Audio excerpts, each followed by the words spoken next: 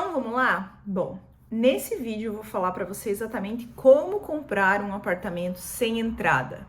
Mas já te digo que isso funciona para uma parcela bem pequena da população. Então fica comigo para você saber até o final se esse é o teu caso ou não é o teu caso. E se não for o teu caso, quais seriam outras estratégias possíveis que você pode fazer a fim de conseguir dar um jeito e comprar um imóvel, mesmo não tendo todo o valor da entrada. Então, eu já vou te adiantando, não existe almoço grátis. Uma hora você vai ter que pagar esse imóvel, essa entrada. Então, se isso é um sonho que você tem, comprar um imóvel, ter um lar, ter um lugar para você ou ter um imóvel para investimento, fica até o final que eu vou te explicar todas as possibilidades que você tem aqui. Mas eu já te digo, uma hora você vai ter que pagar esse imóvel. Então, se isso realmente é algo que te interessa, faça de uma maneira planejada, de uma maneira estruturada, para que você consiga honrar com esse compromisso. E não caia nas mentiras que te contam por aí. Eu vou te contar o que é uma das mentiras mais absurdas que você tem por aí, de pessoas falando como comprar um imóvel sem entrada. Existe sim uma maneira de não pagar, de você ter uma ajuda de custo para conseguir pagar essa parcela, mas isso se restringe a uma parcela bem pequena da população. Mas existem outras estratégias possíveis a fim de você reduzir o peso da entrada ou até fazer com que ela se dissolva um pouco ao longo do tempo. Então fica comigo que eu vou explicar tudo isso passo a passo. Só que a mensagem que eu quero trazer para você aqui é que não existe comprar um imóvel assim no oba-oba. Não é igual você sair e comprar uma roupa e comprar algum supérfluo, tá? Que você vai parcelar ali em 5, 10 vezes e baratinho você vai pagar no teu cartão. Não, isso é considerável, é uma compra considerável. Para muitos, para a maior parte da população, vai ser a maior aquisição da sua vida. E isso tem que ser feito de maneira planejada, de maneira estruturada. Então, primeiro é necessário fazer todo esse planejamento financeiro, se estruturar para conseguir dar conta de tudo isso. Além disso, saber todas as possibilidades dentro do mercado financeiro, porque tem muita gente que simplesmente diz: tá muito caro, não consigo, só que não sabe todas essas possibilidades que existem e que eu vou falar aqui, e que muitas vezes vai ser o caso dessa pessoa. Ela conseguiria fazer essa aquisição e ela não tá nem sabendo. Então, o desconhecimento também é um grande fator que te impede de fazer essa conquista. E aí, vamos à primeira grande mentira que te contam sobre comprar um imóvel sem entrada, que é basicamente você pedir para, quando você vai financiar um imóvel, qual que é o processo? Você vai lá no correspondente da Caixa, você vai pedir uma avaliação de engenharia. Então, um engenheiro ou um arquiteto perito cadastrado na Caixa Econômica ou num outro banco, ele vai até o imóvel e ele vai avaliar quanto vale esse imóvel. Se a avaliação dele for maior do que o valor que você está pagando nesse imóvel, teoricamente o banco ele aceita pagar mais por esse imóvel, tá? Então, você poderia usar isso como brecha para você reduzir no teu valor de entrada. Então, vamos dar um exemplo aqui, né? É um imóvel que você está negociando que ele é 200 mil, você está negociando esse imóvel por 200 mil reais, tá? Então, o valor de entrada ali, 30%, seria ali 60 mil reais, se não me falha a memória aqui. Ok, essa seria a condição com o vendedor. Aí vai o perito avaliador e ele avaliou esse imóvel aí em 250 mil reais. Aí você vai ficar, avaliou em 250, eu vou dizer que é 250. Por quê? Porque aí a Caixa, ela aceitaria pagar o banco aceita pagar os 70% desse imóvel e os outros 30% de entrada que você daria. Ou seja, o valor dessa entrada que você daria seria muito menor, tá? Mas, gente, pelo amor de Deus, isso é agir de má índole, tá? Mas é só você comunicar o dono.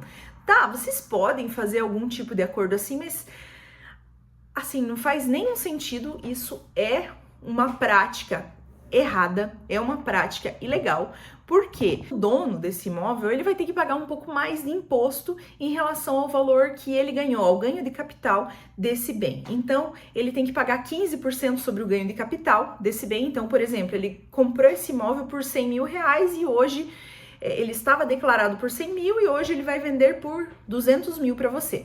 Então, sobre os 100 mil reais que ele ganhou de ganho de capital, ele precisa pagar 15% de imposto.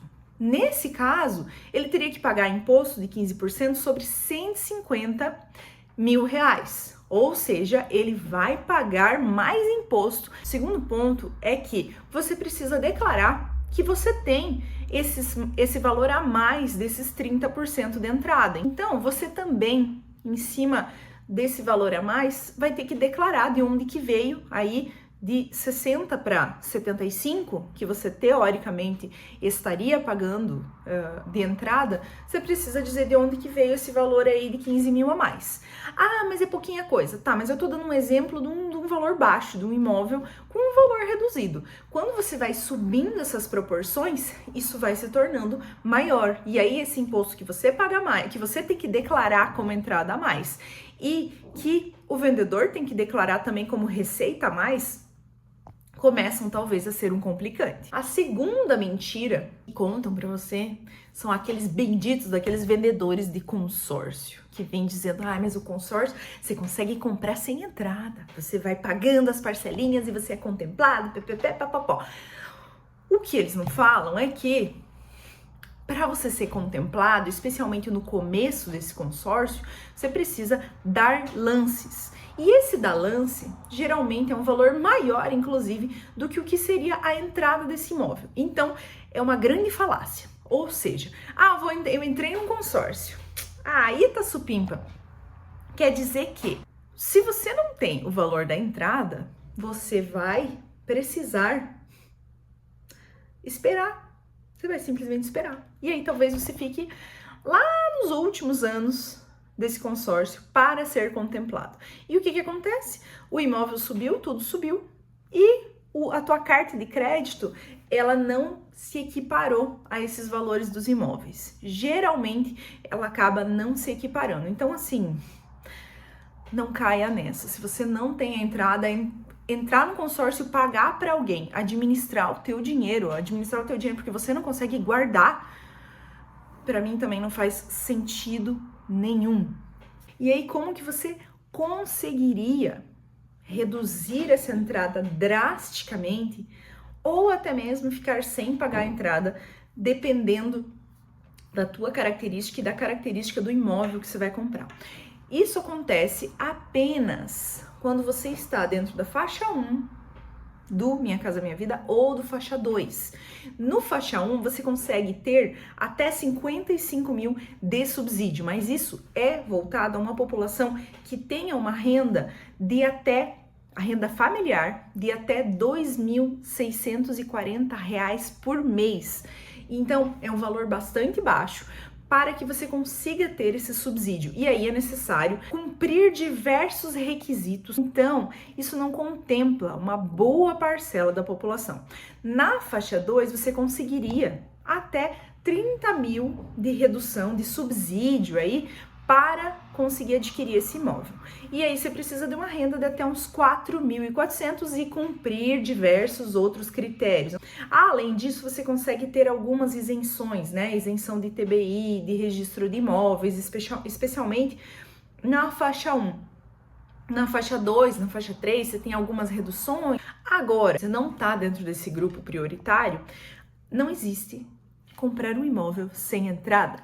O que você pode fazer ser mais leve para você, uma vez que às vezes você não conseguiu juntar todo esse valor de entrada, você percebe que esse talvez seja o momento, ou você tenha encontrado uma boa oportunidade de compra de um imóvel. O que é a opção que eu vejo como principal em relação a isso e que muitas vezes é desconhecida, especialmente daquelas pessoas mais jovens que estão no mercado de trabalho ali há alguns anos, mas elas desconhecem isso. Inclusive, às vezes é uma pessoa que ganha bem, tem um bom salário e que não sabe disso, que é especialmente a utilização do FGTS como parte da entrada. Por quê? Você consegue combinar não só a renda, mas também a utilização do FGTS de um casal. E aí esse valor realmente fica muito reduzido, desde que seja o primeiro imóvel de ambos, tá? Ou uma pessoa solteira também, seu primeiro imóvel, pode utilizar esse FGTS para dar de entrada. Certamente uma opção muito melhor do que deixar esse dinheiro investido no FGTS a 3% ao ano, né? Agora, qual é uma outra opção? Não tenho FGTS, sou autônomo e sou um profissional liberal, enfim. O que eu faço? Não tenho valor de entrada guardado. Então, assim, gente, não tem valor de entrada, não tem uma reserva de emergência. Vamos com calma. Vamos primeiro planejar. Vamos planejar toda essa tua vida financeira a fim de que você consiga se estruturar para conseguir comprar um imóvel. Apesar dos dados que a gente tem de compra do imóvel no Brasil serem extremamente positivos, é uma parcela da população muito pequena que não consegue honrar com o compromisso da compra desse imóvel. E uma opção possível dentro desse cenário seria negociar um imóvel em planta. Mas aqui existem muitas ressalvas em relação a negociar um imóvel em planta. É super positivo porque negociar um imóvel em planta, você pode muitas vezes dissolver esse valor de entrada e ir pagando para a construtora ao longo da construção, o que faz com que esse valor muitas vezes se reduza muito. Mas existem alguns pormenores em todo esse caminho, a fim de que você não se complique nessa negociação do imóvel pagando a entrada dissolvida. Então, uma delas seria já financiar esse imóvel, então já deixar certo esse financiamento para quando acabar essa obra e você entrar nele, você já tá mais ou menos com tudo esquematizado para começar a pagar para o banco o restante do valor. Agora, outro ponto que é extremamente importante em relação a negociar um imóvel em planta. Enquanto você está pagando o imóvel em planta, você geralmente tem que se manter morando em algum lugar. E aí, geralmente, se manter morando em algum lugar exige que você esteja pagando aluguel. Então, toma esse cuidado em relação a não comprometer uma parcela absurda da tua renda entre o valor do teu aluguel mais esse valor da parcela da entrada, outras opções que a gente tem aqui ainda. Mas aí tudo isso depende de uma boa negociação, são, por exemplo, dar um bem de entrada. Então é possível você dar um carro de entrada. Claro, ele vai entrar geralmente por um valor reduzido, então 80%, 90% do valor da FIP, então isso precisa fazer muito sentido para você, ou vender algo para que você utilize esse valor como entrada do imóvel. Outra possibilidade é o vendedor aceitar a entrada parcelada, mas aí também vale muito da negociação de outros quesitos.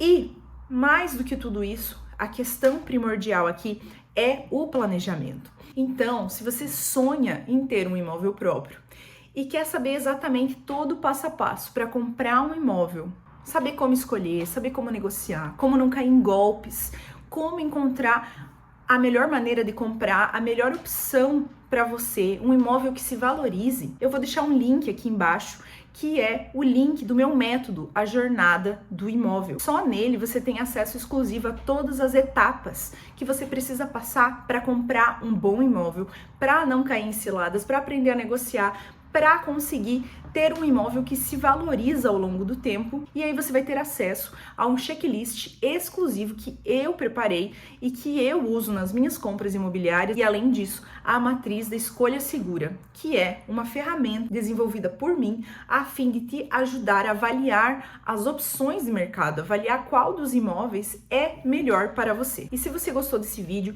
curte ele e envia ele para alguém que pretende comprar um imóvel também, mas não sabe exatamente por onde começar.